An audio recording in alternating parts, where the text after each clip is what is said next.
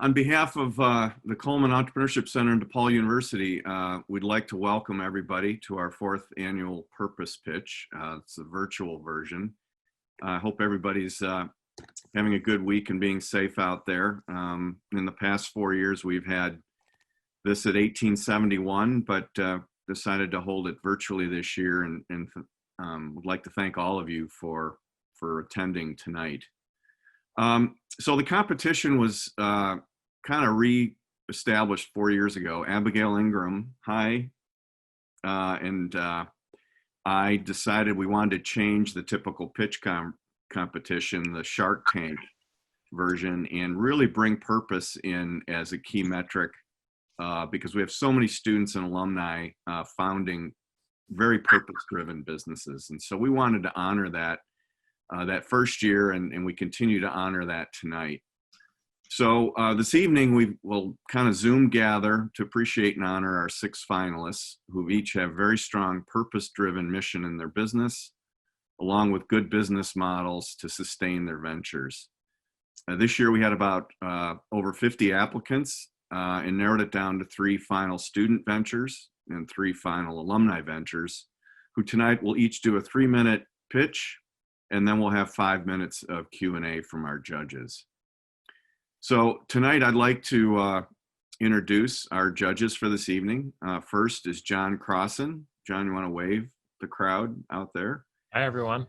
John's a successful entrepreneur, angel investor, and recently exited his 2nd company in financial services business. He's also a member of our advisory board and an adjunct faculty member at DePaul. And rumor has it he bolted for Wisconsin today, so he's up in the North Country. You got it. Our next judge is Tammy McMiller.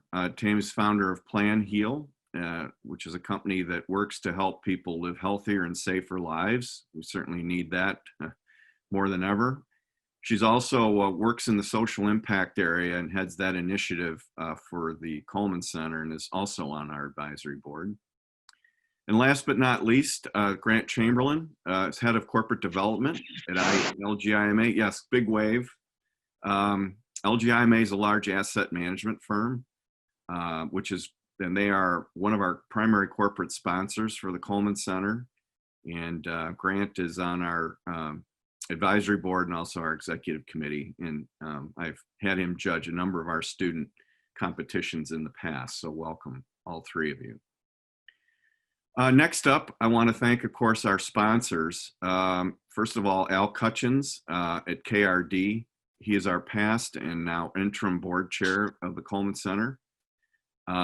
Professor Maya Renko, our Coleman Endowed Chair for Entrepreneurship. And Professor Lisa Gundry, Department Chair for Management and Entrepreneurship. All helped with the award money for tonight. So applaud to all of you. Loud, silent. Applaud, but thank you very much for your support in helping us with this competition this year. And finally, I wanted to introduce our Coleman Center team, Aparna Grover, our Associate Director. If you want to wave.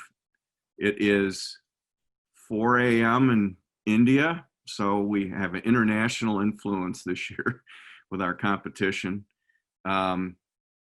She will be tallying the final scores of the judges and announcing our winner at the end of the evening.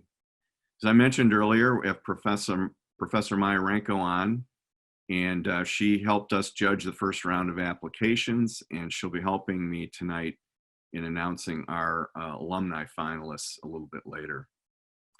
And finally, the rock star of rock stars, our program manager, Emily Doyle, who has put this on every year for the last 4 years. Didn't have to worry about a catering company or people at 1871, but has done a great job adapting to the Zoom environment. And I'm going to ask Emily to just go over just a couple of the ground rules for this evening, and then we'll go ahead and get started. Emily? Yeah, hi everyone. Thanks so much for joining us tonight. I'm just still seeing people coming in the Zoom, so I'm just admitting people in as we go here. But thanks for being here. Just a few notes.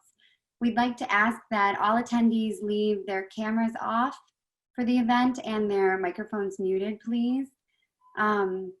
We'd also recommend for the best viewing of this to leave it in speaker view so that the finalists will be large when they're giving their pitch. Tonight we have 2 categories. This competition is student finalists followed by alumni finalists. Each presenter will have 3 minutes to pitch their business to the judges and to all of you attendees. And then we'll give them about 5 minutes to do some questions with the judges.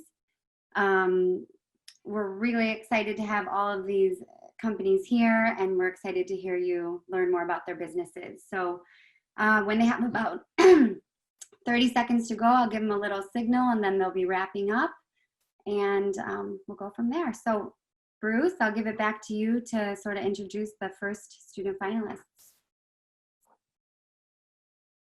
Thank you, Emily. Yeah.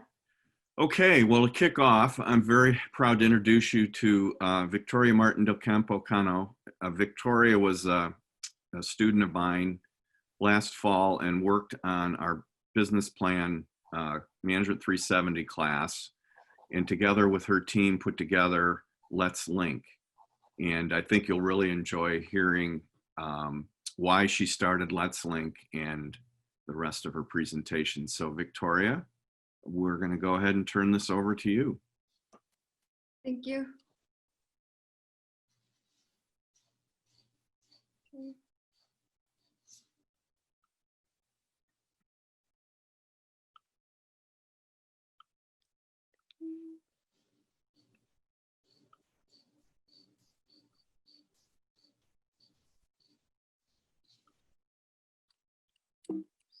Okay.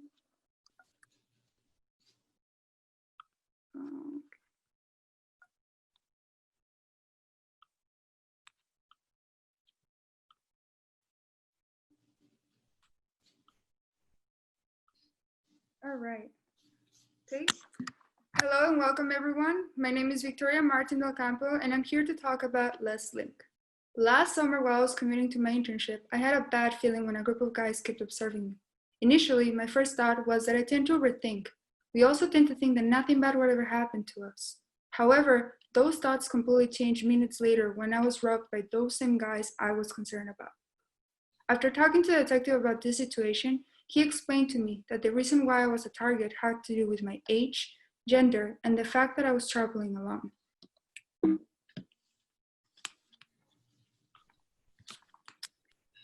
Through my experience, the detective's information, and some external research, I've realized there's a real need in the market. I am not the only one. In fact, most of us have probably encountered similar situations or are familiar with the feeling of being unsafe. The data portal of the city of Chicago has stated there were 5,500 reported crimes last year. That's a 50% increase in only 4 years. Here in this slide, we can also observe the CTE stations with the number of recent violent crimes. Yeah. As a DePaul student, I can state that most students feel anxious, stressed, and scared while commuting to school and back, not to mention during night classes that can lead to even worse situations. And that's why I created Let's Link. Let's Link is an app that offers a platform for student commuters to connect and ride together to decrease the chances of being targeted while commuting in public transit. Each university that purchases our service will have its exclusive design app that also includes a map of the public transit and easy access to the university's safety. Through this app, students can also join their university's network. Some exemptions might apply. Although some people might believe that this app holds some dangers in itself, there are some features along with background checks that makes it safe and for students' best interest. Now that you have already heard that students will be your primary users, the way the business model works is, we'll be reaching out to universities as our primary customers. They will then present this feature to their students. We'll also have space for restaurants that wish to advertise student discounts and promotions on the app. Right now, there's no alternative in the market that offers a direct solution to this problem. The students are left with either driving their own car, taking an Uber or a Lyft, skipping classes, or simply being afraid on a regular basis. None of these options really solve the problem. Our app not only makes commuting safer, it also builds a network. Having said that, with our app, we want to build a community that calmly commutes. Thank you.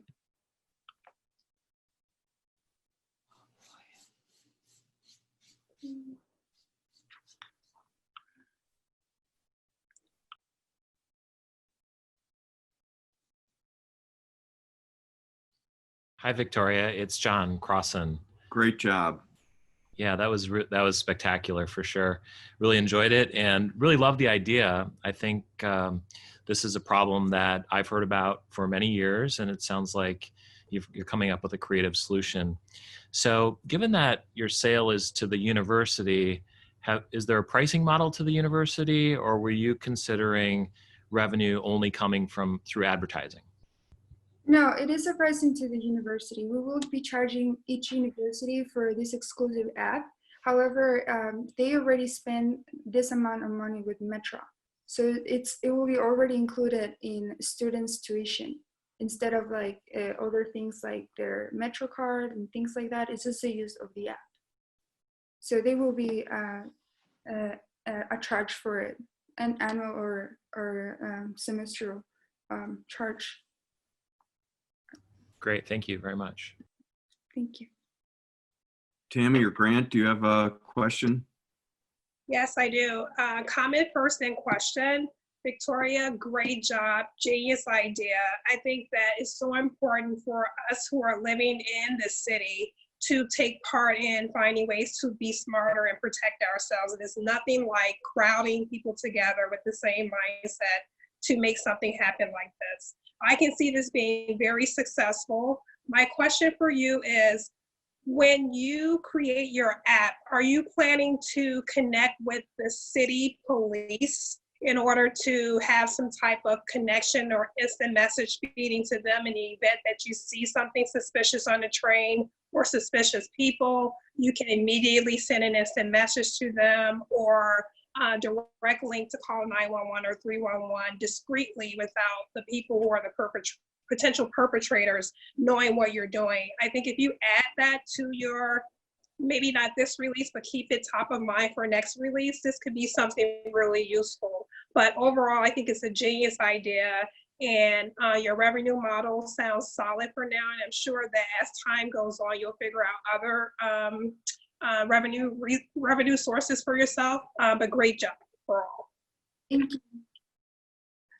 Well, so back to the first question, we do have a part of the app, that feature of safety, and that comes to building a community in which students are in touch with if something goes on. In fact, we already do that without having this app. There was I had one of my friends, she had one of the situations on the train as well. And another person from DePaul, she notified to her that a stranger was taking a picture of her, and they made him delete it. So there's already that community, and we just need like a platform for that. And there's also, and on those features, there's also going to be safety to alarm the conductor that there's something going on without making it like more dangerous alarm. And also, of course, a 911 if there's like a real emergency and needs to be taken care of ASAP, or the university's public safety as well. Thank you. Hi, Victoria. This is Grant. Thank you very much for this. Couple of questions. First, and I don't think you mentioned this in the presentation, but are you aware of any competitors, or do you view this to be something, a gap in the market, basically? Or is it just a gap at DePaul? So right now, I have been doing research. I'm also in economics, so I have been doing research on crimes. After I had this situation, I personally have two sisters, and they go to USC. So for me, it's just hearing the news of everything going on before the pandemic. It's been kind of like driven me to do more research. Right now, there's no app that competes with this, not even in Washington, D.C., New York, California, or Chicago. The only alternatives are way too expensive. I used to drive myself to school after that experience, and you have to deal with other things like no parking, cost of gas, or just being like stressed for looking for a parking in the school. So there's not really an alternative right now on the market. Okay. I definitely like the focus on universities. I think it's a bite-sized chunk that is manageable, and direct enough relationships through university partnerships, I think, tend to make sense, especially as you start. My last question, more on the aspect of kind of student engagement. So I could see this presented as part of an onboarding pack for a student through a university, but that may not trigger everyone to sign up and utilize the app. Do you have any other plans for outreach and marketing? So the way that we want to use, as a DePaul student myself, I know that the first thing we do when we sign up for classes and everything and go through orientation, they give us our Metro card. Instead of that, we want to give out an informative card that says, download this app, and through this app, you can simply log into the Metro and log into that network. So anyway, any student that wants to use the Metro will be kind of like encouraged already to use this app for them. So the pass for the Metro or the CTA would be through the app. Through the app, it will log you in. And another safety feature is that it's only for the exclusive use of the universities and their students. Therefore, you can only have access with a student ID. Great, thank you. Okay, that's really good. We're going to wrap up the questions with that one. Victoria, great job. And judges, thank you for your questions. So we will let you take a breather now. And it's always tough going first. So thank you for kicking off a great evening here. Thank you so much. Thank you for all the questions too. I appreciate it. All right. Next up, we have Tom Leamon with AVSync. And I think he's got the most colorful background of all of us right now, which is a little bit of a lead into his business idea. So Tom, take it away. Right.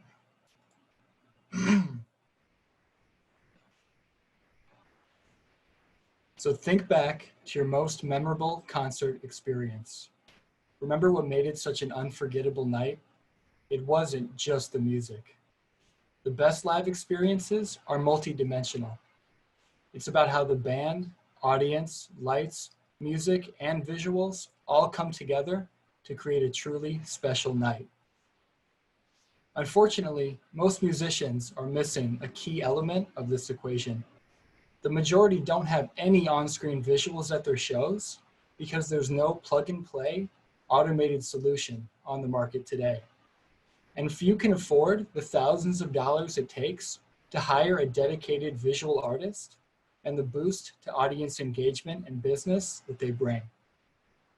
Now imagine a world where all musicians, not just the ones selling out arenas, can emotionally impact their audience and turn their passion into a profession with personalized music visuals for every live stream and live show.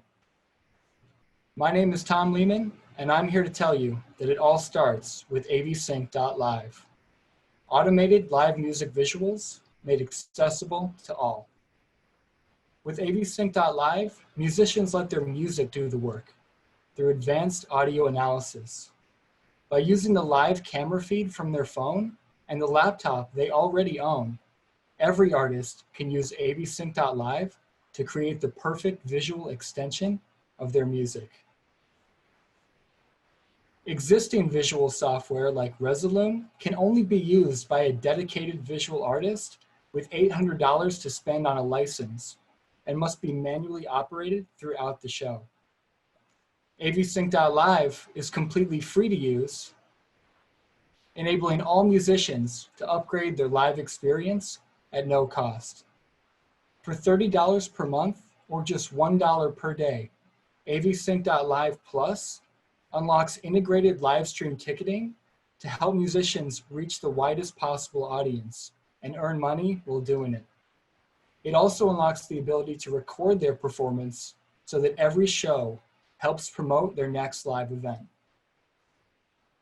Musicians across a wide range of genres have already used AVSync.Live to give their audience a unique experience and help draw more viewers to their live streams and sell more tickets and merchandise. My plan is to continue partnering with live music venues as I've already done here in Chicago, enabling 500 musicians each year at each venue to experience AVSync.Live and then use it for their next show. So join me in my mission to reinvent the live music experience while empowering musicians across the world to turn their passion into their profession. Thank you. Very nice, Tom. Congratulations. Very Thanks. well articulated. And just real quick, here are a few shots of the app. This is what the musicians would see. And if they want to create their own customized presets, then it's this interface right here. So any questions? I'll turn it over to the judging gang now. Grant, Nice, Grant. Yep, go ahead. Just for one clarification question. So it's app-based.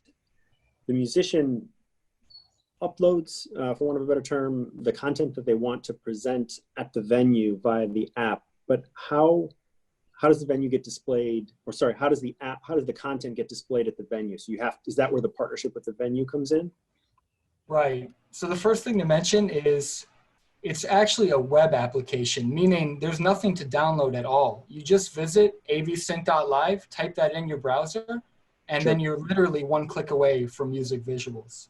In order to get it up on the screen, all you do is take the HDMI cord that the venue has and you plug it into your laptop. And you press a single button to extend it onto that screen. And then it will analyze your music in real time and animate camera-based effects using their smartphone so that it's minimal effort but unique for every show. But they can also upload their own customized branding and logos to mix that in as well for even more personalized shows. So the overhead to you is around the web-based app, as opposed to any additional hardware software that anybody needs. So it's lower touch for you. Yeah, the key behind AVSync.Live is the accessibility of it. There's no software that you need to go and download. There's no additional hardware you need to get. It works using all the equipment that musicians already have.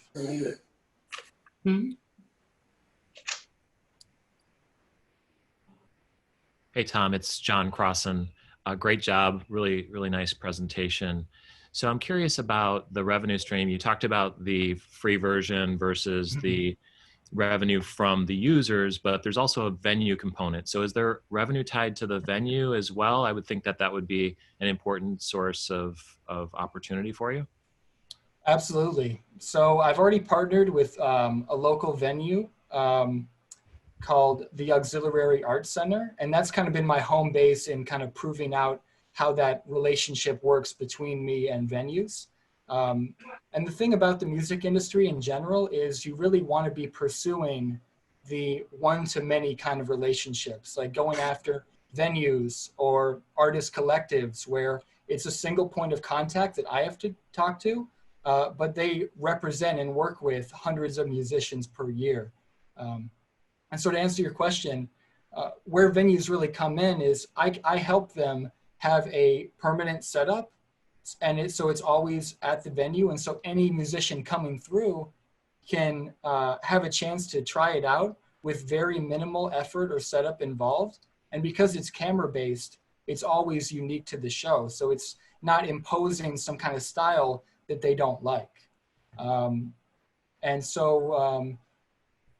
Yeah, the idea is, exactly what I said, is just to help expose musicians to it coming through, but also offer the venues a way to really make their shows, to that next level of production value.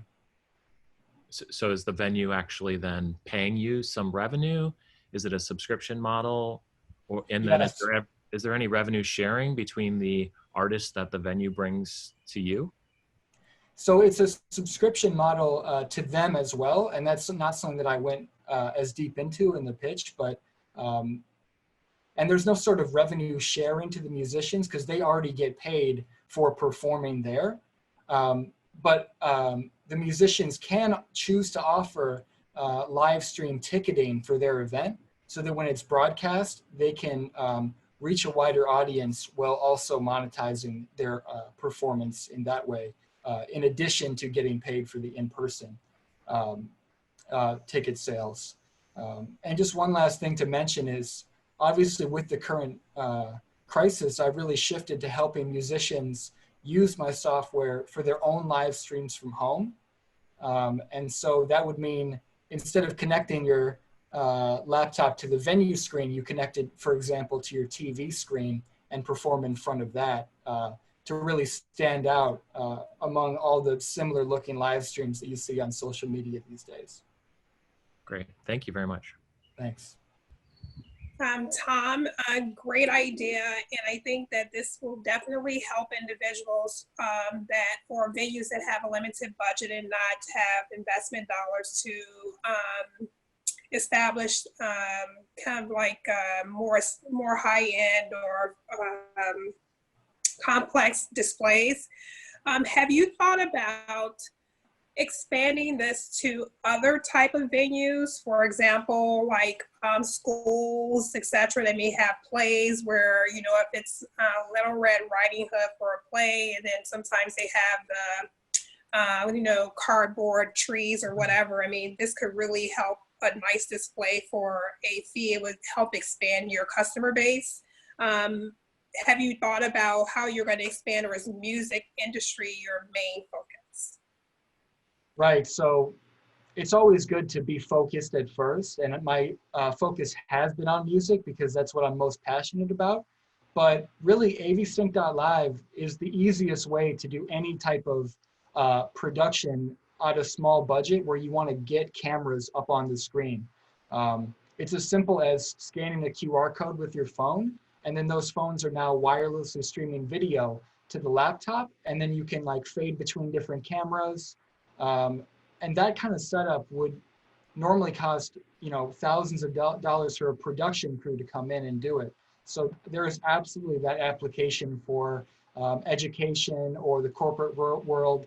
But for now, the part that excites me is really, you know, empowering these artists to do something that previously you'd have to be in Madison Square Garden to do. So, here's my last question for you. The size of the screen, is it a standard size, or can you get a larger screen for a higher cost or subscription? How is that fit into your model as far as the on-hand materials you have versus cost? Right, so that's actually a great question, because it is kind of hard to visualize, well, how does this get all set up at an actual show? And the truth is that venues at, displays and projector screens and TVs are becoming very, very common at many bars and many venues. And so we rely, just like we rely on the hardware that the musicians already have, we rely on the hardware that the venues already have. They already have a screen in place that's as simple as connecting a cord into a laptop to set up. And now it's just allowing them to use that asset they have and make something more engaging, exciting, and helping them earn more money by using it. Okay, great job, Tom. Thank you very much. Thank you, judges. Great questions, and we appreciate all of your input.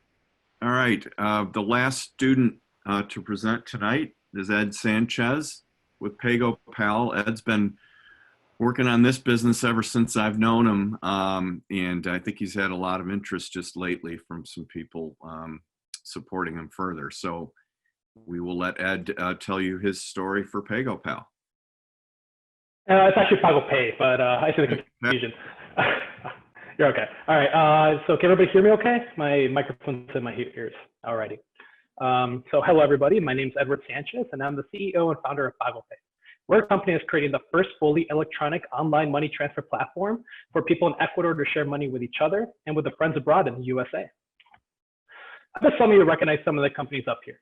These are all peer-to-peer payment apps that we have become extremely familiar with. And all of these apps only work in the USA, and in some instances like PayPal, limited countries around the world, there are still many people who don't have access to this simple financial service. Do you want to guess how many of those payment apps exist domestically in Ecuador? Well, it's actually 0.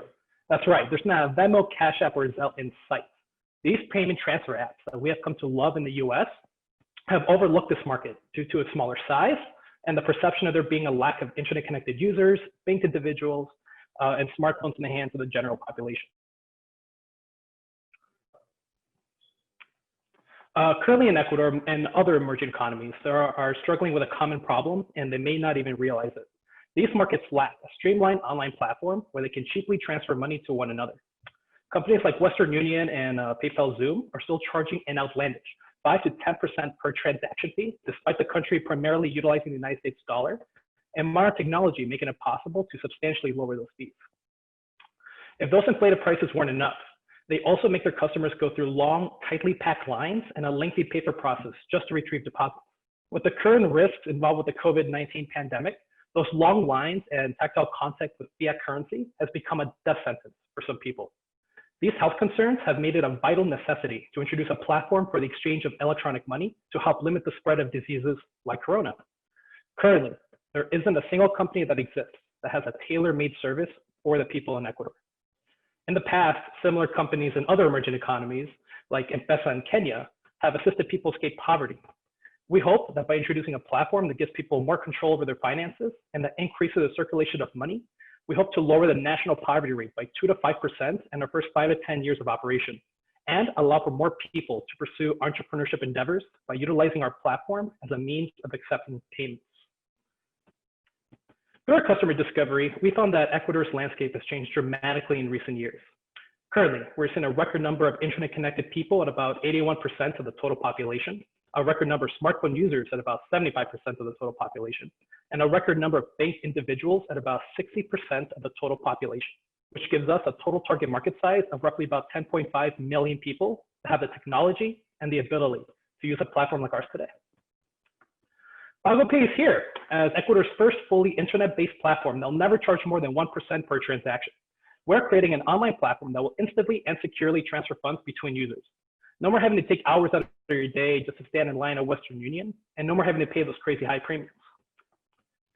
We plan on rolling out this platform as an app for smartphone users on iOS and Android devices, and a web-based app for people to access our services on a regular desktop and laptop computer. We're incredibly proud of what we have accomplished so far, and we can't wait for everybody to start using PagoPay for all their Ecuadorian money transfer needs. Please visit pagopay.me for more information and join our email list to get our beta version rolling out in 2021. Thank you. Great job, Ed. Sorry I butchered the name of the business at the beginning, but no, I should know by now. About it. Yeah, no, you've really You're put a lot of great work into this, so congratulations. Thank you.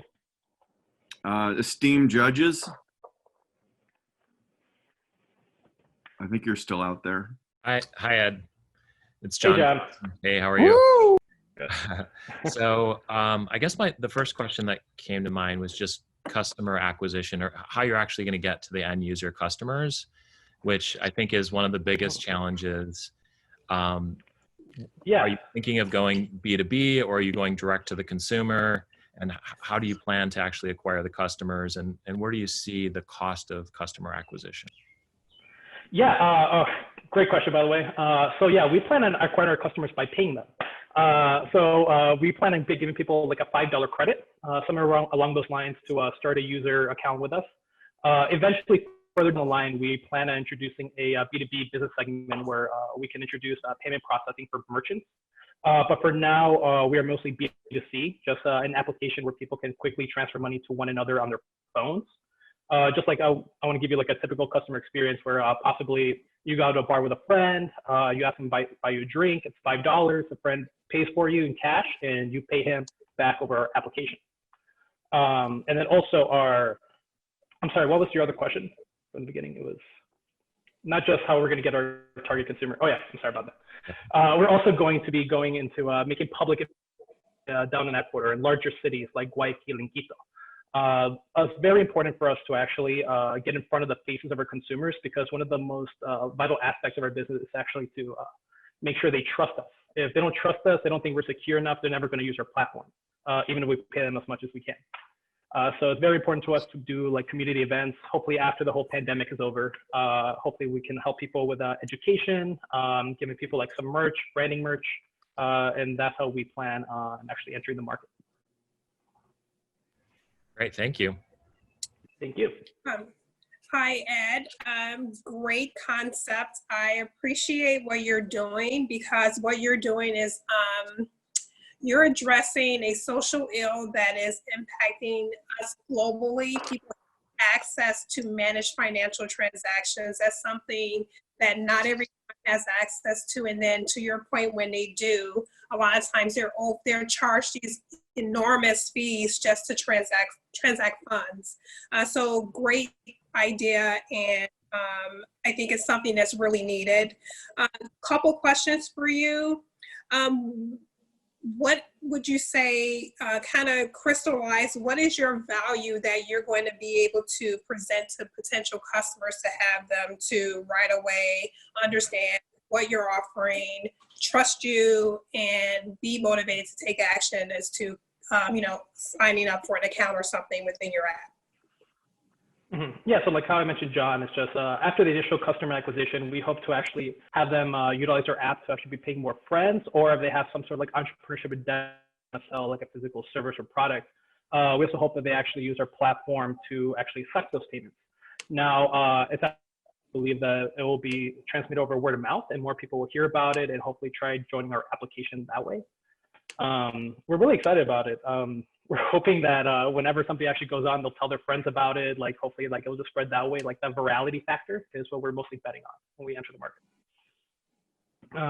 The other thing about security, we will never share data with anybody, and that's a promise that we'll always make to our consumers. In the past, Ecuador actually tried rolling out a platform similar to this using a cryptocurrency, similar to what happened in Venezuela.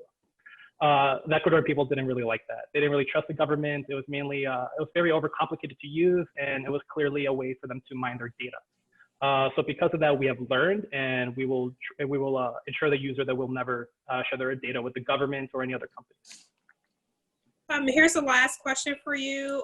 Do you ever, and as I've asked the other competitors here, what are your thoughts about looking ahead as far as how you're planning to grow? Are you planning to maybe leverage this engagement to help educate people to better manage money, understand money? Yeah. Opportunity to do that. I'd be interested to hear your thoughts. Yeah, absolutely. So part of it is when we actually get in front of our target users, when we do our face-to-face events, we will actually be educating people like about financial services and like what they can do to actually better manage their savings, budget for spending. And then we hope that because our platform readily gives them a balance and like what they previously spend money on, we hope that'll just help them manage budget their money a little better. And that way people will be lifted out of poverty that way, just by having better money management skills. And also through the entrepreneurship aspect, where people start using our payment app as a means of accepting payments, they'll be able to accept more money from more streams of income from other people. Grant, do you have a final question? Because we're going to wrap up. Yeah, so Ed, really great job. One thing I want to commend you for is the customer usage data. Your estimates of that really shows how you thought from the customer's perspective and captured what you think kind of the key drivers of their acceptance of the service are. I also agree with your, what I'll call financial literacy point. That could be a way for you guys to put out some content that directs people to you and creates trust in you.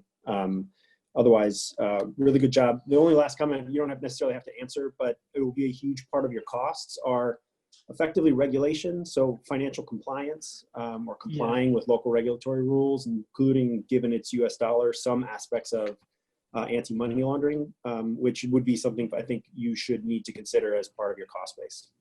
Yeah, we actually have AML and KYC regulations were always the first question that we have been asking ourselves. Their laws are very similar to what is in the United States and what is put forward by the FCC and SEC. Okay. So we do have lawyers down there right now who are looking into that, so we can get a better cost structure for how that's going to look on our end. Great. Great job, Ed. Thank you, judges. Thank you, everybody. Yeah, really great. All right. Next, it's my great pleasure to introduce my colleague, Maya Renko, to everyone. She's going to help guide us through the pitches for the DePaul alumni teams. So Maya, it's all yours. Thank you, Bruce. Thank you, everyone, all the presenters so far. You've done an amazing job here on this platform. So congrats to you all. It's a great pleasure to be able to introduce to you the 3 alumni competitors. And again, we will go in alphabetical order. So the first out of the 3 is Jesse Amga with EcoSolves. EcoSolves wants to help people take a direct part in decreasing the plastic and microplastic pollution in our world. They provide a variety of single-use bathroom products, such as soaps and shampoo, without the plastic packaging. So we're excited to hear more from you, Jesse. Great, thank you for the introduction. Hello, everyone. Thank you for joining us today. I'm gonna go ahead and share my screen. Here we go. And then let me know if anyone's having any trouble hearing me or seeing the screen.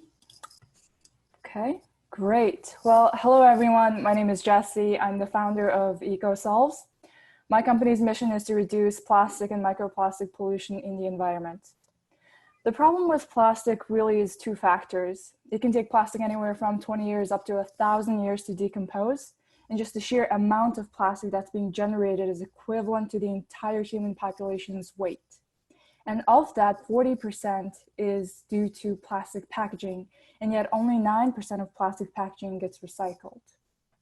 So what can we do? What can I do? That's a question I've asked myself many times.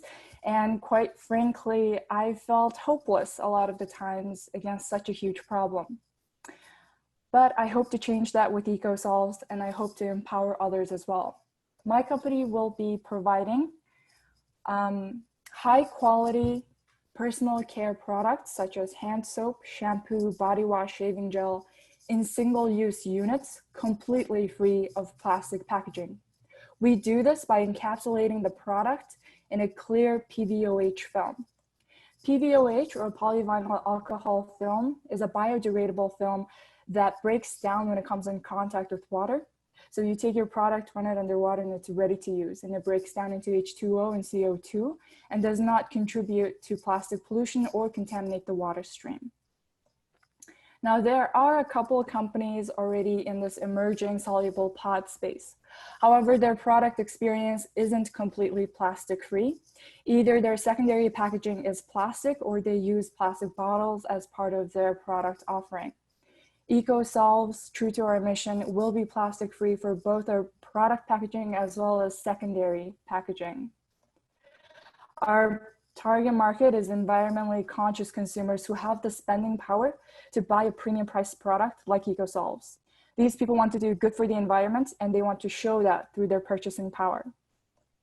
Our business model is to sell direct to consumers through Amazon and through our official website, and also go into the B2B route as well, partnering with other organizations. Now, as for the sale price, I'm still currently working through the cost of the product, but looking at competitors, they are charging anywhere between 50 to 66 cents per pod. And considering that EcoSolves will be using a secondary packaging that's not plastic, which will cost more, I'm estimating that our product will be anywhere from 70 to 90 cents per pod. So we're talking about for a month's supply of shampoo or body wash that comes to around $21 or $27 for a bag. And of course, these numbers are subject to change as I do further research and get more economies of scale. Really, our next immediate steps that I have to work on is really prototyping and getting a functional secondary packaging, and then doing some further market validation through mass market surveys and Kickstarter campaigns. Thank you so much for the opportunity today, and I'm open to any questions. I'll go ahead and stop sharing now. Thank you, Jesse. And judges, your floor. Hi, Jesse. I think this is really great. And definitely a purpose that I think is worth investing in, where everywhere you look, there's plastic. And it seems to be a problem that's very difficult to get away from. So I applaud you for trying to find a solution to that problem. With that said, I think one of your biggest challenges, which it sounds like from your presentation you've maybe already encountered, is making general use practical. I definitely agree with you that targeting users who are very passionate about this based on other choices that they've made is a good idea. But it feels to me like the key for you will be what level of scalability and demand from people of a different dynamic or demographic than that is something that I think will probably be your biggest challenge and something that, that you'll have to think about. Mm-hmm. As an alternative to going direct to consumer, have you thought about any other institutions like hotels or other places that maybe put this at the forefront of their service offering, and this might be another way for them to back that up, back that vision statement up? Yeah, so I've definitely thought about B2B routes, and I think one industry that definitely fits very well with what I'm offering and a very good value proposition fit is hotels and motels. And we're already seeing some legislation that's changing as well. Last year, California passed a bill that bans the small toiletries that you see in bathrooms, from hotels and motels by 2023. And that same legislation is being debated right now in New York. So that's definitely a route. I think right now my biggest challenge really is to kind of work through that secondary packaging, really get a product that's ready to go. And then really at this point, it's just, knocking on doors and talking to people, considering that this is my very first, startup, as well as not having much connection in that industry. I think it's just a matter of really connecting, networking with people and, making calls. Great. Thank you. Hi, Jesse. Thank you very much for this. Again, this is another one of those types of ventures that really speaks to some of the issues that we're all facing globally. So thank you for leveraging your talents for this idea. I had two questions for you. The first question is, you're going to be using the PVOH will be your material or packaging. Mm-hmm. It's biodegradable. What is the calendar time for this type of material to biodegrade into the earth? Because I'm thinking more of like the tiny Keurig, coffee containers, and there was a whole push to stop them, although they didn't claim to be biodegradable, but they were small. So we thought no harm, no foul. But if millions of us are using them 3 or 4 times a day, it's hurting our landfill. So in your case, can you let me know the calendar date for PVOH to biodegrade? And then also, it explains to me a little bit more about your target audience, your target market that you're facing, or demographic. Mm-hmm. Yeah, definitely. So I think I'll answer the second question first. In regards to the target market, we want to go after environmentally conscious consumers and give them an option to purchase something, even if it is, coming in at a premium price. But with the prize money today, I'm hoping to do some further market validation through doing surveys through MTurk, as well as doing a Kickstarter campaign to really see what the traction in the consumer market is and what that price point that consumers are willing to pay. So really it's a work in process, and this competition is definitely going to help in that regards. Regarding your first question, the PVOH film. So I think it'll be easier if I can show you. So these films are very, very thin. It's encapsulated, it's very thin per pod. And essentially when you take this pod and run it underwater, it starts to dissolve immediately, and whatever little film that's left over, it goes down the drain, and then microorganisms eat that, and then it gets released as CO2, or it just degrades more into water. So it's quite immediate. Thank you. Thank you, Jesse. Hi, Jesse. It's John Crossan, and I had a couple of questions as well. So I was wondering if you could just break down, so the premium price is really about 50%, it seems like, and some of that is packaging, but I wasn't clear whether all of it was packaging or some of it is just the scale as you're getting started, if your product cost is just a little bit higher and that's what's causing part of that premium price. And then just a little clarification as well on the PVOH film. So I saw a water company a year or two ago that had developed delivering water, and I think it was PVOH, that it was actually edible. Do you know much about that? And essentially it was like a single-use water, which obviously is just another avenue to consider. This was a London-based company, but just kind of an interesting parallel. Yeah, I think I've heard of the same company a while back too, but I'm not quite sure whether we're using the same exact film. It could very well be. But the film itself is non-toxic, so I think it's fine, you know, especially for external use, it's completely fine.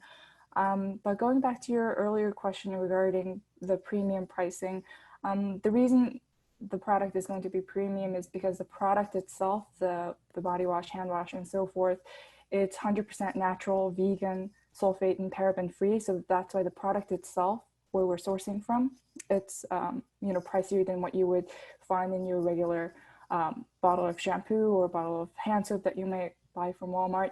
And then on top of it, because we're going with plastic-free packaging, the secondary packaging will be definitely more costly, as well as the film itself, the actual product that we're encapsulating is also costly. And so far, the price points that I have is it's going to cost 10 cents per pod for the product, 10 cents per pod for just packaging the product itself into those films.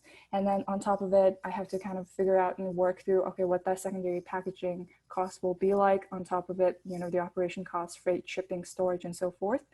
And then when I was kind of trying to do some comparative analysis with the competitors, their sale price is at 50 cents or 66 cents per pod, but they have it in those plastic pouches. So when I looked at, okay, you know, what's the standard cost of a plastic bottle versus, let's say, a standard screw top tin, there is about a 40% difference in that. So that's kind of how I estimated that 70 to 90 cents as of right now. I see. Okay, great. Thank you. Great. Thank you. Thank you. Thank you, judges. Thank you, presenters, or Jesse, for your presentation. And we're going to move on. So our next competitor in the alumni category is Rocco. Rocco Guarino is here with us. His company, Meals from the Heart, has supported our brave frontline healthcare workers with over 750 individually packaged, donor-signed, homemade meals during this pandemic. Thank you, Rocco, for all that you've already done, and please tell us more. Thank you. Share my screen now.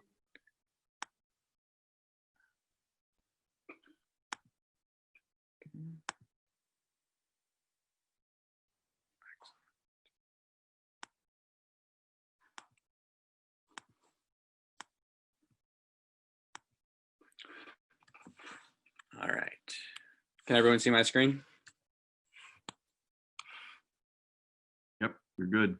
Perfect. Okay. Hi, my name is Rocco Guarino, and through my initiative, Meals from the Heart, we make homemade meals for frontline healthcare workers. Meals are donor signed, individually packaged, and delivered in a care package of at least 25 meals to medical centers across Chicago. A donation of $10 provides one meal. Meals are cooked, prepared, and labeled by the Guarino family. Meals include Italian dishes like baked pasta with meatballs and chicken parmesan. Frontliners are selected either by the Guarino family based on relationships, center need, or donor requests. The purpose. Over the past 20 years, my father suffered from 3 heart attacks, congestive heart failure, and in 2017 received a heart transplant. Through it all, we were shown unmatched care and compassion from incredible doctors and nurses, and they uplifted our spirits. Today, we stand by our ovens, ready to feed their mouths and souls with meals from the heart. Our progress. We've delivered over 1,000 meals to 15 unique hospitals in a short time span of the last 4 weeks. And we've had corporate sponsorships with Driehaus Capital Management, Richard Driehaus himself, and Cloud Group. Here's a quick video to show our progress.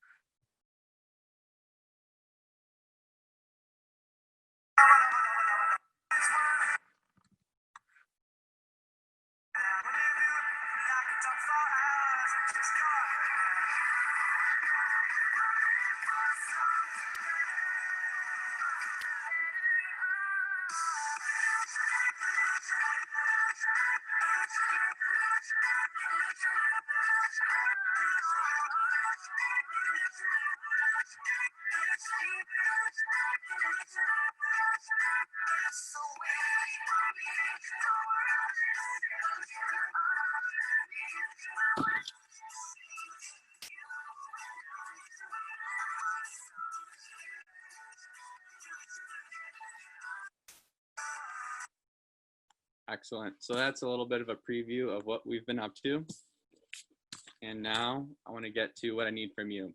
So with financial support, 80% of that will go to the preparation and delivery of meals to medical centers within the next 10 days. Then the other 20% will go to legal Zoom fees to help set up 501c, and then Fiverr freelance fees in order to help with advanced web development for mealsfromtheheart.org. And then exposure. We want to spread awareness to the city of Chicago and how they can help frontline healthcare workers through this platform. Next steps, the 1-year plan. Set up a comprehensive platform for donors to self-checkout meals to people of interest and absorb content, create a 501c structure, and deliver 4,000 meals. The 3-year plan. Hopefully we can outgrow our home operations and partner with local restaurants around Chicago to supply community segments experiencing food insecurity beyond this COVID-19 era. Forge 15 corporate partnerships and deliver 50,000 meals. With that, I'll conclude and thank you for your consideration. Thanks, Rocco. Let's open it up for questions from the judges. Hey Rocco, it's John Crossan. The meals look super yummy, and I'm sure given the way the love that goes into each one, they are super yummy. I'm guessing the plastic containers is probably because you're delivering to frontline workers and they need to microwave it, but You got I it. thought maybe there were some lower price point containers and maybe more environmentally friendly containers. So I wanted to ask about that, and then just also the cost per unit of meals. Got it.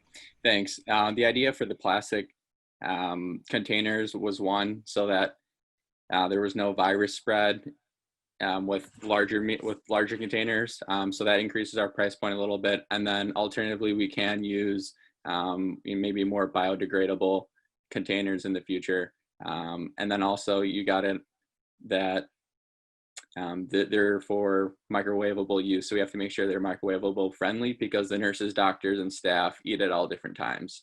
The meals cost $5 in food cost and delivery cost, and then also cost about $3 to $4 for the preparation. Wow, that's great. That's a great price point. Great, thank you very much. Hi, Rocco. Hello. I think, again, you all have such amazing ideas, and thank you so much for the care that you're focusing to help communities or population segments, as well as people that are in different industries.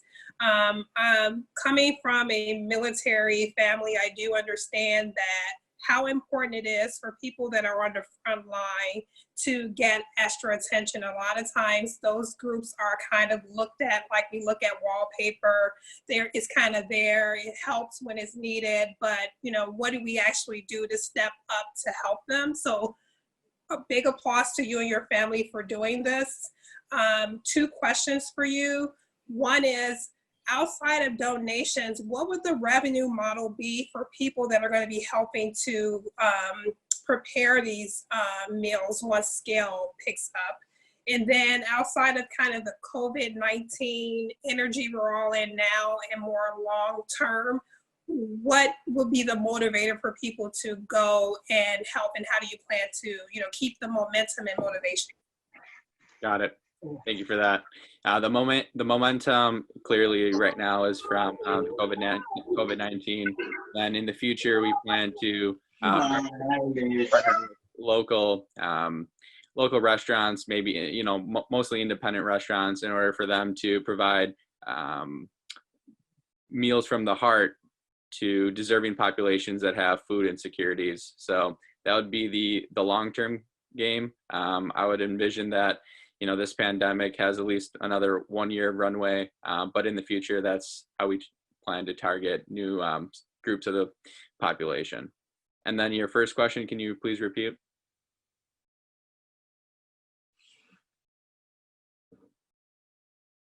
Sorry, yes. It looks like you and your family are doing a fantastic job preparing those meals, but scale. as more people catch on to this grand idea.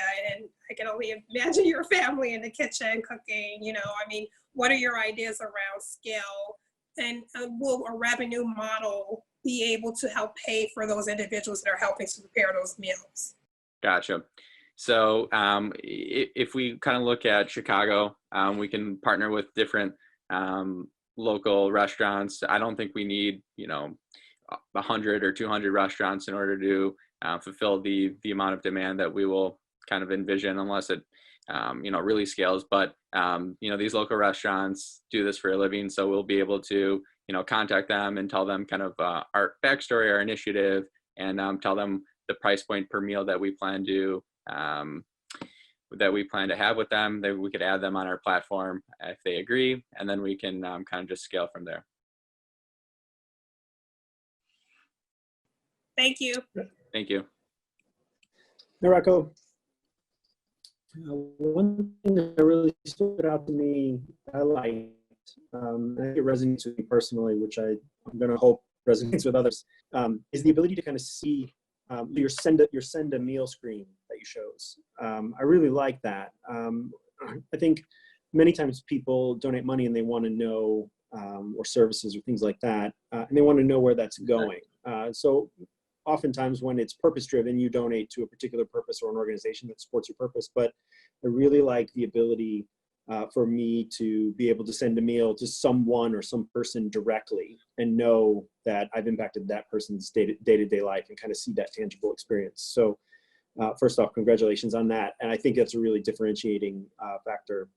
It does also lead to my second point, which is, I guess from the for-profit perspective, which I appreciate is not necessarily where you're going, but that functionality, that capability is extendable in my eyes to other areas as well. Even parents who want to send something to their child at school, or if you want to buy your friend a beer at a bar, for instance. Some of that, just some additional opportunities or food for thought for you, as you kind of think about that, or ways you may need to do something to supplement your end goal.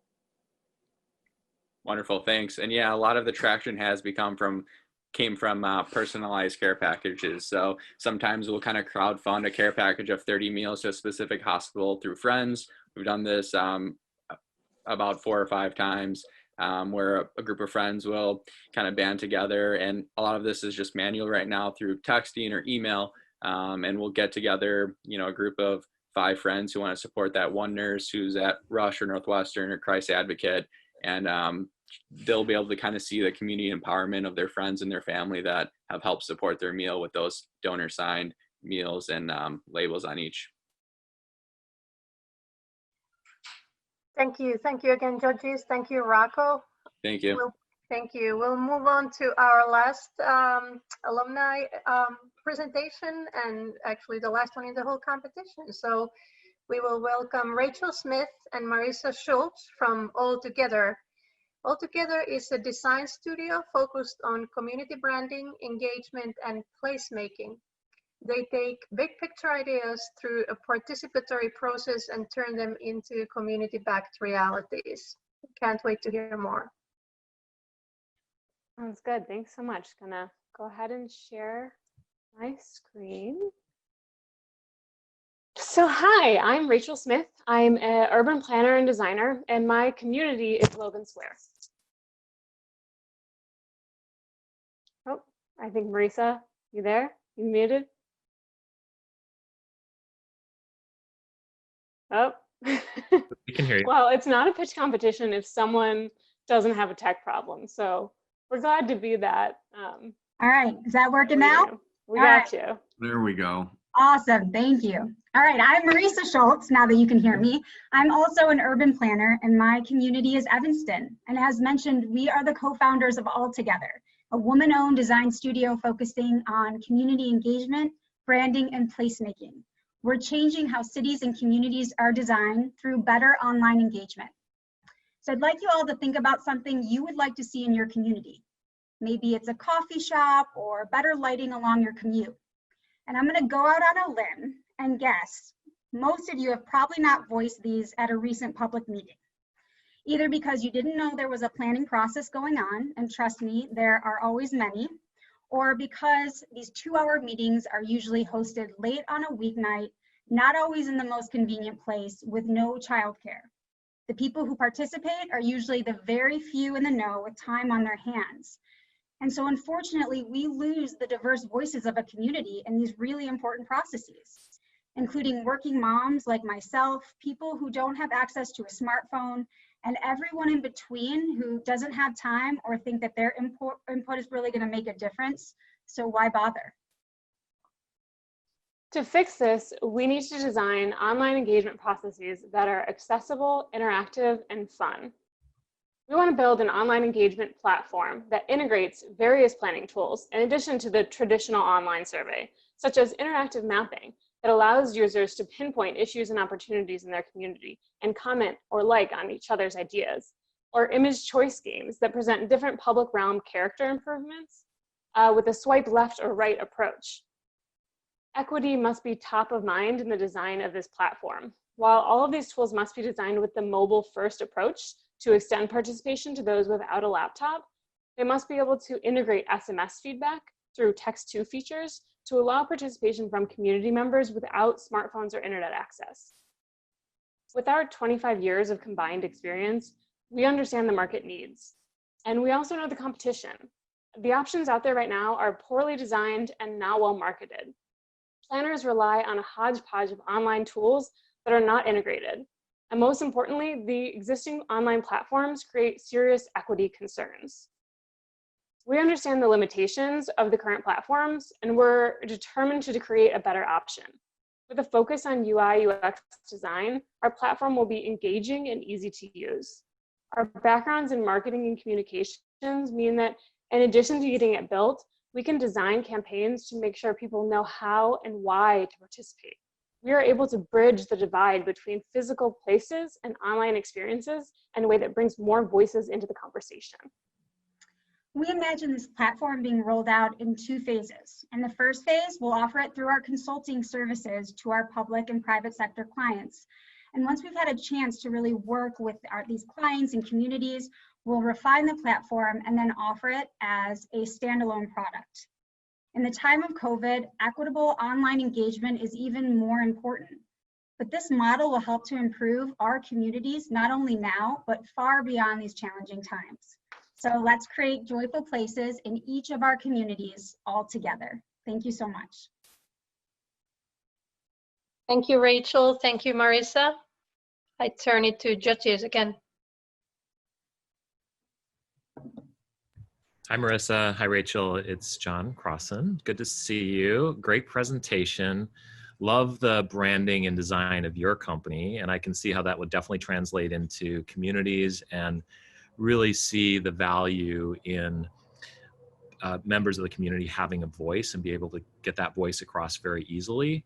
I think the piece that I didn't completely understand and maybe you could dig into a little bit deeper is just the revenue model and how that's going to work and how it's really scalable for your business. Yes, definitely. So we see ourselves as having kind of a twofold client base. The first are municipalities and cities, chambers of commerce's, economic development associations. So oftentimes in the planning process, they'll be doing a corridor plan or they'll be redesigning a park. And it's mandated that they roll that out to the public and there's a public input part of that. So we would be hired directly from them. We would also could be used as a sub-consultant to larger engineering and architecture firms who are taking on larger projects but want to basically hire someone else to really focus on the community engagement and branding prospect. So that's kind of where our customers would be. And then in terms of kind of the typical budget size of these projects, they could range anywhere from, you know, a smaller project being 30,000 to the much larger projects being closer to 200,000. And this would be either, you know, a component written in as a line item in our contract or in our proposal. And then when it becomes a standalone product, then those typically are 5,000 to 10,000 per project. Okay, thank you. Of course. Hello, great job, ladies. I like the concept. Again, this is another example of ensuring that everyone has an equitable voice in these municipalities. It looks like it's going to be starting in Chicago and then possibly Evanston. What are your thoughts around how you're going to partner with the municipalities that you will be active in? Because I'd be very interested to, know, has there been traction? What are your plans for that? And then lastly, as far as equity goes and being equitable and allowing everyone to have their voices, can you elaborate just a little bit more on, the thinking behind that and what you expect the outcome to be when you're making this more accessible to more people? Definitely. I can take that first question on traction and partnerships, and then I'll let Rachel address the second question. So as she mentioned, we have a combined 25 years of experience in the industry. We are both urban planners. I've worked in the public sector as well as the private sector. And so we have a lot of local connections to the metropolitan Chicago area, as well as different national markets, because we've worked on a national scale. So I think that's going to be really helpful for us to be able to leverage. We also, so in terms of our business model, how we expect to be able to kind of get into these communities, it will be, through the RFP or proposal process, and then also just our business relationships. We are currently in the process of becoming certified as a woman-owned business through the city of Chicago, I know, and eventually the city of Evanston. And so, as you probably know, Tammy and others out there, that there is, for the city of Chicago, if certain projects, if they're over a certain budget, then they require minority and woman-owned business participation. And so I think that of the many ways that Rachel said that we differentiate ourselves from the competition, we have found that there are not many WMBEs in this realm who are using this kind of technology to reach out to competitors. We also, with that being said, understand that it's not just the technology, it's really how you communicate and roll that out to these communities. And because we have the marketing and communications background, we feel like we can deliver that double punch to providing the technology and then making it accessible so people understand why it's important to participate. Thank you. Thanks, Marisa. And to answer the equity question, I think there's a lot of concerns with equity in participation in public processes. If there's a public meeting, what time is it at? Is there childcare? Are a lot of the reasons people don't participate, as well as, fear. A lot of people who are undocumented, we've worked in communities with, immigrant populations who don't feel comfortable coming to public meetings. And so if it's, there's a flyer in the grocery store that says, we are doing improvements on Ogden Avenue, what would you like to see? Text this to, that can reach so many more people who, wouldn't normally come to a public meeting. And I think that the issue with so many of the platforms that are out there now is that they really only work well on a laptop. So trying to, reach people who want to participate online and people who don't have a laptop or a smartphone is really where we're focusing. Thank you. Great job, ladies. Rachel, hi, Marissa. I really like this idea, particularly because it feels to me like most cities and municipalities are they don't necessarily have the infrastructure to engage community members or constituents in such an efficient way. And so I think that you really have something here. One question though that I do have is, if I'm hearing this correctly, a lot of what you're talking about is limited to where a city determines a project is going to be done and they want to seek feedback on that project. Does it also include ideas driven from the community for projects? So if they see a space or they see an area that something might brighten the area up or could be utilized better, does it include that? Yeah, I think because our business right now is consulting, that is more like when we roll it out as a product to a municipality, they could have a website that they just use as their general website for residents to say, like, there's an issue here that needs to be fixed. So I think that that's definitely an avenue to explore. It's just not the kind of first way we see this being rolled out. Okay, thank you guys. Thank you. And that pretty much then concludes our presentations and questions from the judges. So I'm going to hand it over back to Bruce. And what's next, Bruce? Well, thank you, Maya. So Maya, I'm going to ask you a question. Oh no, this was not planned. Nothing like asking a professor a question, right? So while our judges are kind of finishing up their tally scores, and Aparna is going to report the final standings. So Maya, what has been one of the most difficult things for you during this quarantine period, and also maybe a silver lining during this period? You didn't know I was going to ask you that, but no, yeah. Well, I think, and I don't know if there's others who feel the same way, but so in the beginning when this whole thing started, right, I had this feeling that I am going to have so much time to do all the work that has been lagging for such a long time, because we are not commuting, we are not, we don't have to go to birthday parties of our kids, and all we have is time at home. And what else do you do at home except write on your laptop if you're a professor, or interact with your students, whatnot. But I don't know if it's probably inside of my head, but maybe it's also inside of other people's heads, this thing that somehow staying focused and actually doing that work when you have a situation like this is not as easy as you would have thought. So I think there was someone on Twitter made a funny quote about it being not to think of this as working from home, but actually think of it as a pandemic when you're forced to stay home. And I think we easily get, or at least I easily get, the impression from everyone else following them on social media and whatnot, that everybody's so productive. So feeling this burden on my shoulders for not being productive enough, and not spending the quality time with my kids, and not doing everything else that I'm supposed to be doing. I think that's hard.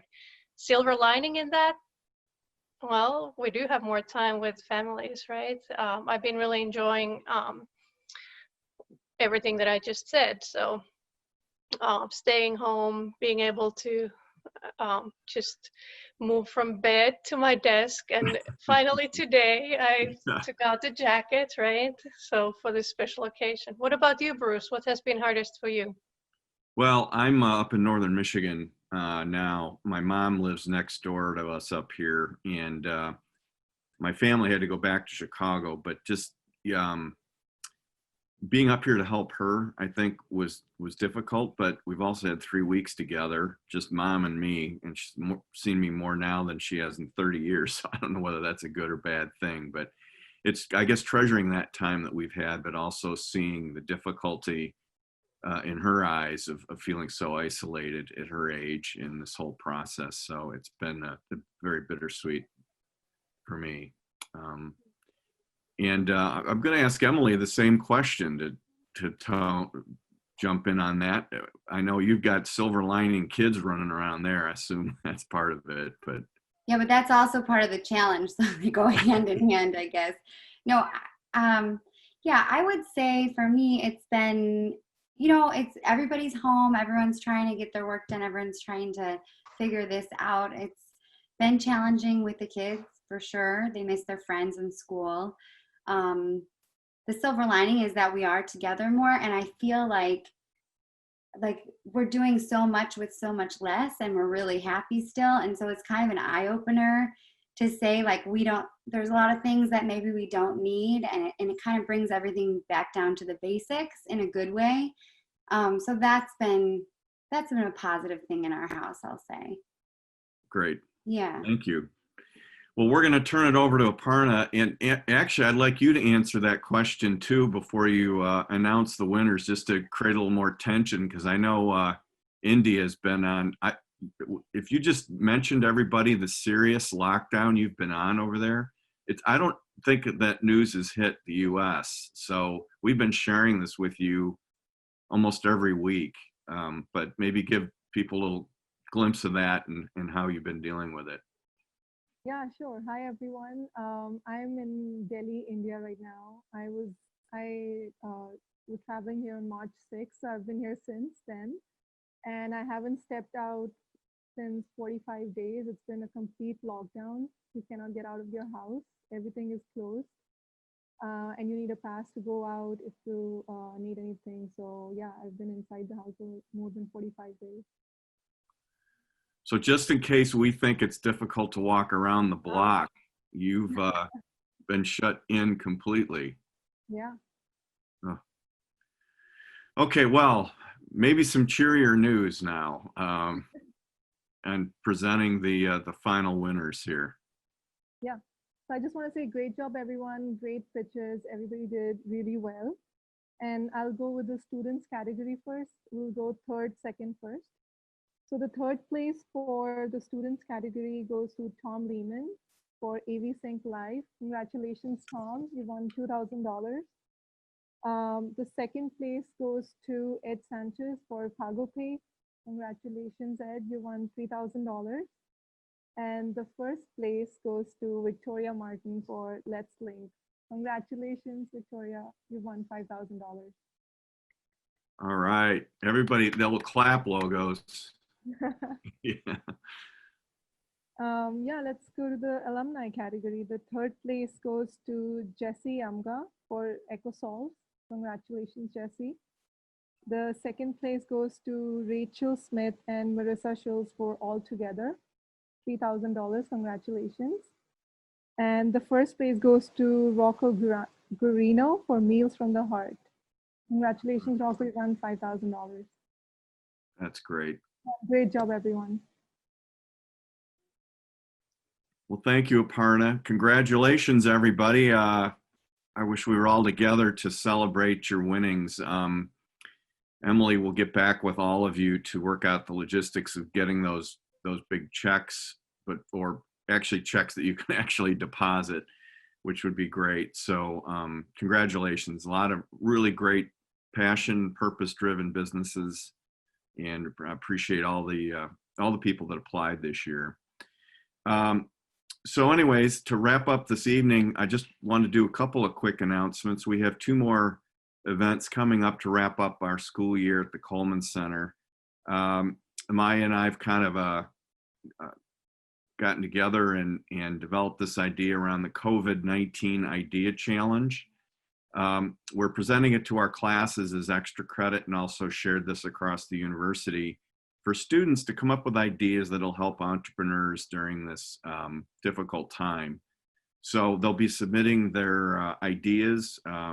We'll have a couple judges working with us to pick the best 7 ideas, and we'll be rewarding a $1,000 scholarship to each of 7 students for their ideas, and then hopefully publicize those ideas to see if we can help our entrepreneurial community get through this. And then over the summer, starting in June, we have our startup internship program. This is where we pay $2,000 to a DePaul student to go work for an entrepreneurial venture. And so depending on the funding level, we're still working on donors for that. We may need some client projects. So if anybody that's still on the call here would like a DePaul intern, please let us know. And we'll have a couple more virtual events. We've been posting up content to help people through this on our social media blasts, and as well as our website. So feel free to stay in touch with us for the rest of the year. And hopefully we'll all get through this together. I hope everybody's doing okay. And thanks so much for joining us tonight. And everybody be safe out there, okay? One big wave. Goodbye to everybody. Thank you, everyone. I've been following the chat here, and people from all over the world have joined us. It's one of the silver linings of this format that we truly have a global audience today. So thank you all for joining us. Thank you all. Have a great night.